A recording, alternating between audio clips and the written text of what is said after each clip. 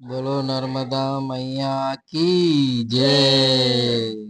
જોઈ શકો છો મિત્રો, અમે નર્મદા કિનારે ફરવા આવી ગયા છે અને અહીંયા અમે ચાણોદ આવ્યા હતા। ત્યાંથી નજીકમાં જ અમે કરનાળીની નજીકમાં અમે નર્મદા માતાના દર્શન કરવા આવી ગયા છે। તમે જોઈ શકો છો ત્યાં વ્યૂ અહીંયા જબરજસ્ત એવું છે અને ફરવાલાયક સ્થળ છે અને નાહવાની પણ એટલી સરસ મજા આવે તેમ છે। તમે જોઈ શકો છો પાણી પણ એટલું સરસ છે કે તમે આમ નાહવાની તમને અદ્ભુત મજા આવશે અને અદ્ભુત દ્રશ્ય જેવું લાગશે તમને। આમ માતાજી એવા સરસ દર્શન કરવા આવ્યા હતા અમે। જોઈ શકો છો તેમ પાણી એટલું ચોખ્ખું છે નર્મદામાં કે તમે ફરવાની એટલી મજા આવશે કે તમે ફરી આવશો। જોઈ શકો છો એમ જો પાણી કેટલું બધું ચોખ્ખું છે।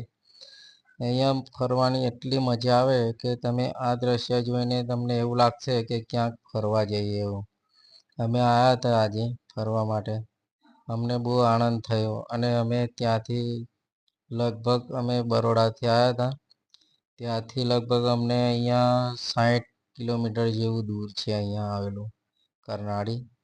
ત્યાં ફરી અને અમે અહીંયા નર્મદા માતાના દર્શન કર્યા। એવા સરસ એવા જુઓ તમે પથ્થર જોઈ શકો છો તેમ, અને એટલું લીલું છમ આજુબાજુ નર્મદા કિનારામાં લીલું છમ છે।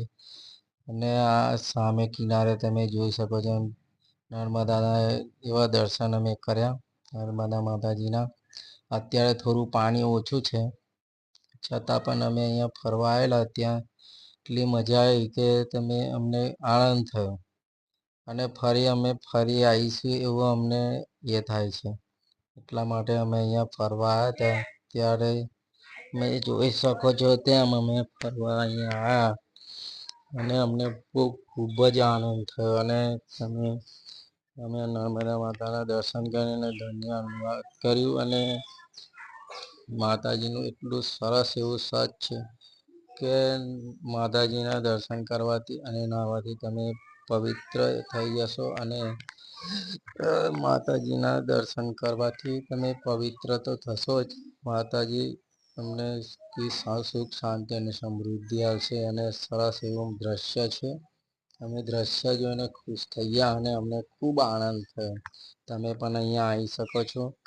અહીંયા તમને જેવો બીચ આપણે જઈએ ગોવા દમણ આ તે એના કરતાં અહીંયા આપણા બરોડાની નજીકમાં જ આવેલું 60 કિલોમીટર। જય માતાજી મિત્રો, ફરી તમે આવજો અહીંયા અને આ લોકેશન એટલું સરસ છે। જય માતાજી, જય માતાજી મિત્રો।